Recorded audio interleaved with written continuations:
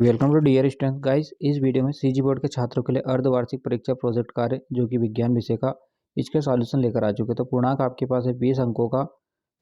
और हम जो वीडियोस आपको बता रहे हैं, आप अगर ऐसा करते हैं तो 20 में से 20 पूरे अंक ले सकते हो। अब जो क्वेश्चन है आप इसे ध्यान से देखिएगा। जंतु कोशिका व पादप कोशिका का सचित्र आपको वर्णन करना है और मोमबत्ती को जलने के लिए हवा की जरूरत होती है आपको बताना है।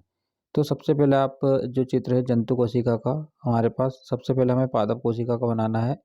तो सबसे पहले आप देखिएगा जंतु कोशिका का चित्र आप इस तरीके से बनाइएगा कुछ। तो यहाँ पर आप चित्र बनाएंगे, यहाँ पर आप लिखेंगे गांजिकाय और यहाँ पर लिखेंगे, दूसरा आप लिखेंगे लाइसोसोम, फिर आप लिखेंगे अंतर्द्रव्यी जलिका, फिर केंद्रक, यहाँ पर लिखेंगे केंद्रक द्रव्य, फिर कोशिका द्रव्य, फिर गुणसूत्र, कोशिका झिल्ली, केंद्रक, केंद्रिका, रिक्तिका, माइटोकॉन्ड्रिया।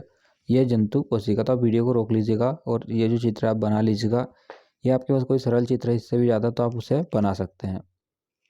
अब यहाँ पर हम देखते हैं अगला चित्र। तो ये रहा पादप कोशिका का चित्र।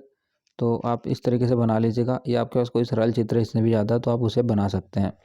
तो यहाँ पर आप लिखेंगे रिक्तिका, कोशिका भित्ति, हरित लवक, अंतर्द्रव्यी जालिका, इसके बाद गांजिकाय, कोशिका झिल्ली, माइटोकॉन्ड्रिया, राइबोसोम और साइटोप्लाज्म और केंद्रक। तो इस तरीके से आप चित्र बना लीजिएगा। फिर अगला क्वेश्चन देखते हैं, मोमबत्ती को जलने के लिए हवा की आवश्यकता होती है, कैसे आपको प्रयोग द्वारा समझाना है। तो जैसा कि आपको पता है, दहन हेतु वायु की आवश्यकता होती है। एक जलती मोमबत्ती को मेज के ऊपर रखिए। कांच की चिमनी को, जो कांच की चिमनी होती है को मोमबत्ती के ऊपर लकड़ी के 2 गुटकों की सहायता से इस प्रकार रखिए कि वायु चिमनी में प्रवेश होता रहे।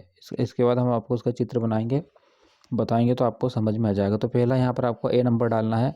आपकी कॉपी में जब भी आप पॉइंट डालें तो नीचे वाली लाइन से ज़रूर डालिएगा। इसके बाद लकड़ी के गुटकों को हटाकर चिमनी को मेज पर टिका दीजिएगा। फिर आप लिखेंगे चित्र बी। अंत में एक कांच की प्लेट चिमनी के ऊपर रख दीजिए। चित्र सी में देखेंगे, ए में मोमबत्ती निर्बाध रूप में जलती है। फिर आप लिखेंगे बी में जब चिमनी के नीचे वायु प्रवेश नहीं कर पाती तो ज्वाला में कंपन होता है और धुआं उत्पन्न होता है। अवस्था सी में ज्वाला बुझ जाती है क्योंकि उसमें वायु उपलब्ध नहीं हो पाती। इससे यह निष्कर्ष निकलता है कि दहन के लिए वायु की आवश्यकता होती है।